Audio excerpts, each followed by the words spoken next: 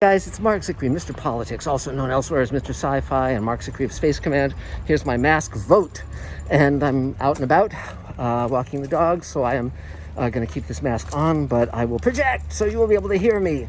So here's the thing, and I'm going to lay this all out. Now, this is just my opinion. If you believe that pigs fly, or whatever you believe, good. I don't disagree with your right to have whatever opinions you have, but here's my opinion, okay? And actually, there's no one on the block right now, so I'll do this, and you can see my face.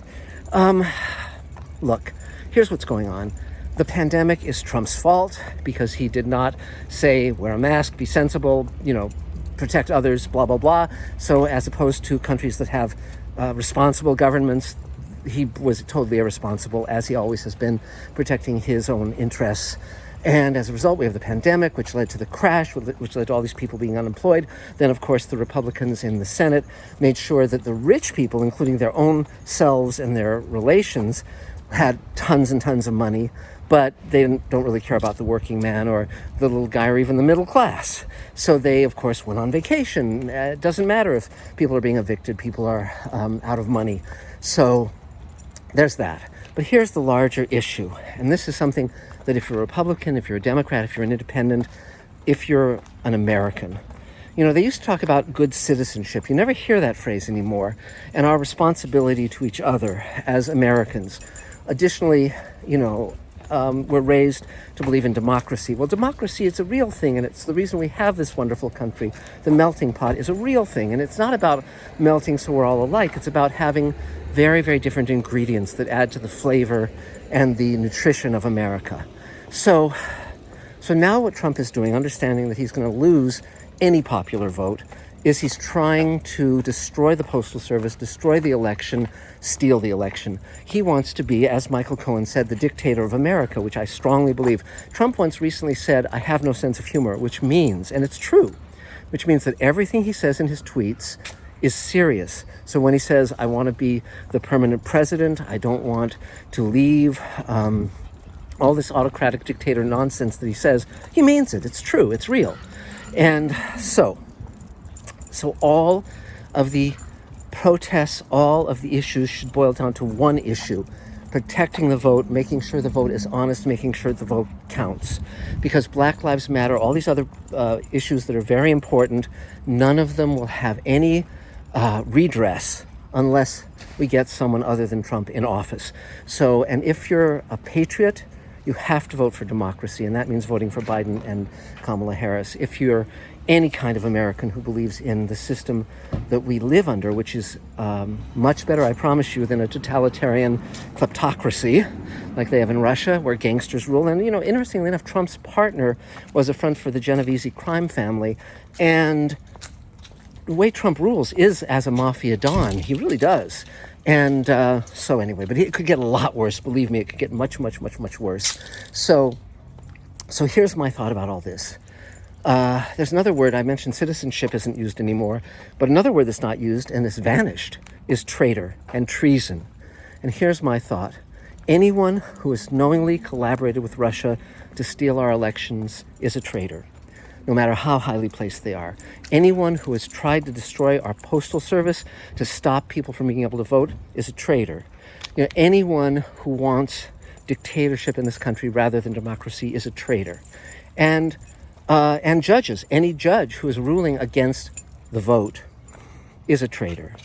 So by my lights, and again, this is my opinion, this is a time where the patriots have to stand together. The real patriots, the ones who love this country, not just because it's America in caps, but because we have a system where people get to have their voices heard, where the majority actually gets to say, this is who I want to run things. This is who I want to make change happen in the favor of all of us. And that's a good thing. So this is the patriots versus the traitors, and this is not a Republican issue, a Democratic issue. This is an issue of America and keeping the country that we all love and that we love because of what it is, where you can come from anywhere and you actually can make a success of yourself. You can make a success for your children. You can be more than you've been wherever you came from. And the American dream is real. And the American nightmare is real. And thank God for video cameras that now show that cops, hey, they do shoot people in the back. Hey, they do take bicyclists and stop them for no good reason and then end up killing them. Hey, they do take crazy and naked people in the snow and kill them. It's cameras have made the change. This is stuff that was always happening, but then it was just their word against ours, and their word always won.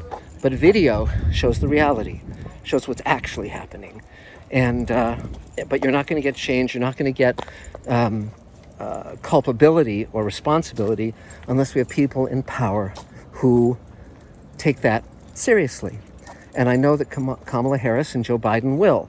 I mean, actually, it was like with Joe Biden, I think everyone was very, ho-hum about it. It's like, gosh, this guy has very little fire in him. But the moment he named Kamala Harris, it was like, okay, now we got a real horse race. So this is my little few minutes of telling you what I think and what we should do. When people say this is, both Trump and Biden have said this is the most important election of our lives, and they're both right. This is really whether we will have, I mean, Michael Moore said that back in 2016, before the election, he said Donald Trump will be the last president of America. And he's right too. We must defeat him and make sure it sticks. We must not allow Vladimir Putin to destroy America. He's really worked hard to destroy America. He's really worked hard to destroy Europe with what he did with Brexit. He has succeeded more than the Soviet bloc ever dreamed in its wild imagination it could. Because the Soviet bloc was obviously our enemy, and no two ways about it. And Vladimir Putin is hid under the shadow of, well, it's not the Soviet Union anymore.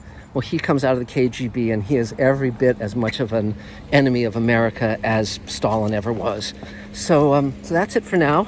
And again, not to be anti-Russian. I mean, I love the Russian space program. I love the Russians who live in my neighborhood, the Ukrainians and so forth. And they used to be Russians.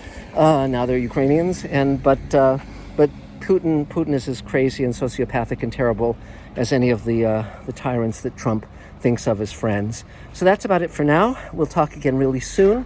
And thanks for subscribing to Mr. Politics. I don't do these commentaries nearly as often as I was going to say as I should, but as often as I do Mr. Sci-Fi. Subscribe to Mr. Sci-Fi as well. And again, remember, these are my opinions, and it's great in America that we can have different opinions. And the moment we stop yelling at each other and start listening to each other and recognize that compassion and kindness are more important than hatred and fear, we're in good shape. So that's about it for now, and we'll talk very soon. Bye, guys.